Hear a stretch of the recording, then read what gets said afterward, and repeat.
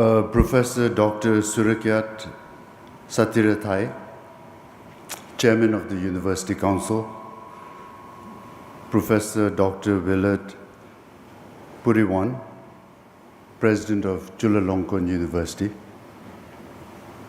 distinguished faculty, honored guests, ladies and gentlemen, as well as all the young students who are here. Jitin and I are truly honored to be here with you today to receive an honorary doctorate from Chulalongkorn University, Thailand's first and most prestigious institution of higher learning. This is something we hold with the deepest appreciation. Thank you. Let me tell you a story. When I was a young student, first in America and then in England, I was, like many students, far from home, often homesick. And when you are Bhutanese homesick, this has a particular flavor. You see, there were no Bhutanese restaurants, none. Not in Boston, not in London, not anywhere. So no ematatsi, no kyawatatsi, no proper rice with spicy curry. I would wander the streets hungry for home and not find anything. And then I discovered Thai food. The spice, the rice, the warmth. It was not Bhutanese, but it was close. It was my comfort food. Every Thai restaurant I walked into felt like a small piece of home. I cannot tell you how many green curries saved me during those years. Thailand fed me, quite literally, when I was far from everything I knew. So my connection to Thailand began as many great relationships often do, with food. But food was the only beginning. During my student days, we were each asked to give a short presentation about our country. When my Thai classmate stood up, she gave a presentation that stayed with me for over 2 decades. She spoke of Thailand as a Buddhist country, not only in name, but in daily practice. She described the temples across the country, the monks walking barefoot at dawn, the young men who willingly set aside time to ordain and learn the Dharma, and the women who became nuns. She spoke of how the Buddha's teachings shaped the Thai character, making Thais sincere, humble, generous, and compassionate. I was nodding along, thinking, yes, this is beautiful. This is what I felt in Thailand. And then she said, but our national sport is Muay Thai, kickboxing. The room went quiet. She smiled and asked, what does this mean? Then she answered her own question. It means that we are compassionate, but we are not weak. We are peaceful, but we are not passive. If Thailand is threatened, we will fight. We will come together, brave, selfless, and determined to protect our nation and our way of life. I've never forgotten those words, that beautiful paradox. Buddhist compassion and warrior spirit defines Thailand. And it is a combination that will serve this nation well for centuries to come. I wish to speak now about His Majesty the King Rama X and Her Majesty the Queen. His Majesty carries a weight that few can understand.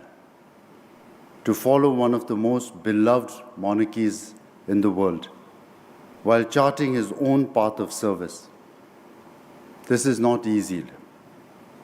It requires strength, wisdom, and a deep commitment to the welfare of one's people. I believe His Majesty has shown all of these. I have watched His Majesty closely, the dignity with which he serves, his dedication to education, healthcare and development, his tireless work to improve the lives of ordinary Thais. He continues the Chakri legacy with grace, with purpose, and with a quiet determination that I deeply admire. I might be breaching protocol, but I can't help myself but also share some intimate moments that I've had the pleasure of experiencing with their majesties. I have a great deal of admiration for His Majesty Rama X, his indomitable strength. And it's only through conversation between us that it dawned upon me his love and devotion for his country and people. And then, of course, Her Majesty the Queen. Now, here again, I'm reminded of a conversation between father and son. I was a young man, and I recall my father telling me, you must always serve your country. And then to that I reported to His Majesty, my father. I said, Apla, I shall serve you. He said, no, you mustn't serve me. You must serve your country and your people. So to that I said, Apla, you carry the weight of a nation. You serve our country. You serve our people. So as of now, I stand beside you, and I would like to serve my people and my country through you. I'm a young man, there's not much I can do or think of, but I will stand right next to you and serve you with loyalty. So I see that in Her Majesty the Queen of Thailand, standing firmly beside His Majesty, serving him, and through him, her nation and her people. So again, my wife and I, we have the utmost respect for their majesties. And what an extraordinary responsibility and the indomitable strength that they showed. It's very humbling. Well, moving on. Earlier this year, their majesties made their first state visit abroad since His Majesty ascended the throne. Of all the nations in the world, large and small, near and far, His Majesty chose Bhutan. I cannot overstate what this meant to us. When we received word, Jitin and I looked at each other and felt an overwhelming sense of honor. When their majesties arrived, the joy that spread across Bhutan was unlike anything. From Paro to Thimphu, from the mountains to the valleys, every Bhutanese knew this was history. This was a statement of friendship that transcended words. So, Your Majesty, if these words should ever reach you, thank you. Thank you for choosing Bhutan. Thank you for the honor you have bestowed upon our nation. And thank you for continuing to inspire me with your example of service. When I became king, I was fortunate to have two extraordinary men to guide me. First is His Majesty, my father. He is the greatest teacher I have known, a man who taught me that a king's only purpose is to serve his people. He showed me this not through words alone, but through action. He walked to the remotest villages when there were no roads. He sat with farmers and listened. He dreamed of a nation where happiness mattered more than wealth. And then he built it. And when he believed Bhutan was ready, he did something almost unheard of.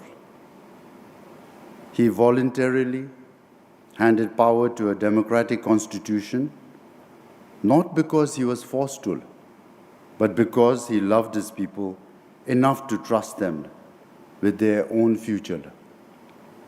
That single act taught me more about leadership than any book could ever do. The second is His Majesty Rama IX. I did not merely meet His Majesty, the King Rama IX. I had the privilege of observing him, his work, his manner, his dedication. He was called the Development King, and that title was earned. He walked rice paddies. He visited remote villages. He spoke to farmers and fishermen, not as a distant monarch, but as someone who genuinely wanted to understand their problems and solve them. His royal development projects changed millions of lives. His sufficiency economy philosophy offered the world a model for sustainable development. The United Nations recognized him for it. But what I remember most is simpler: the humility with which he carried himself, despite being one of the most revered monarchs on earth. Rama IX reigned for 70 years. 70 years of service, 70 years of putting his people first. I learned more from watching him than I can put into words. His influence on my own reign is profound, and I remain eternally grateful. To have had my father and Rama IX as my teachers, this is a blessing I carry with me every single day. Now in 2006, I visited Thailand for the Rama IX's 60th anniversary on the throne. I was Crown Prince then, young, a little nervous, representing my country on a grand stage for the first time. The Thai people saw me, and they did something extraordinary that touched me deeply. They did not call me the Crown Prince of Bhutan or the representative from Bhutan. They called me Prince Jigmeel, my name, as if I were family. Since that day, the Thai people have shown me and Bhutan nothing but kindness, warmth, and support, year after year, without fail. I've never had the right moment to say what I've always wanted to say. Today, I have that moment. So let me say it. Thank you, Thailand. Thank you for your kindness. It has not gone unnoticed, not for a single day. I do not know what I have done to deserve it, but I'm grateful beyond words. And I want you to know I intend to spend the rest of my life reciprocating. Whatever I can do for Thailand within my capacity, I will do. Your friendship has meant the world to me, and I hope mine can mean something to you. Before I close, let me say something about Thailand's future, not as flattery, but as honest observation. Thailand and Bhutan share a rare bond. We are among the few nations never colonized. While empires conquered and divided, Thailand remained free through the wisdom of King Mongkut, the brilliance of King Chulalongkorn, and successive great leaders, and most importantly, the resilience of the Thai people. The spirit of independence runs deep here. Thailand sits at the heart of Southeast Asia, a natural crossroad of trade and culture. It is blessed with diversity, mountains and beaches, cities and villages, industry and agriculture. Its people are educated, adaptable, and bound together by sacred faith and a beloved monarchy. But what I admire most is Thailand's sensibility, the wisdom to know when to bend and when to stand firm. This pragmatism, this instinct for balance has kept Thailand stable while others have stumbled. It will carry Thailand far into the future. Now, Jitin and I, we leave this ceremony with full hearts. This honor from Chulalongkorn University, from the pillar of the kingdom, is something that we will always cherish.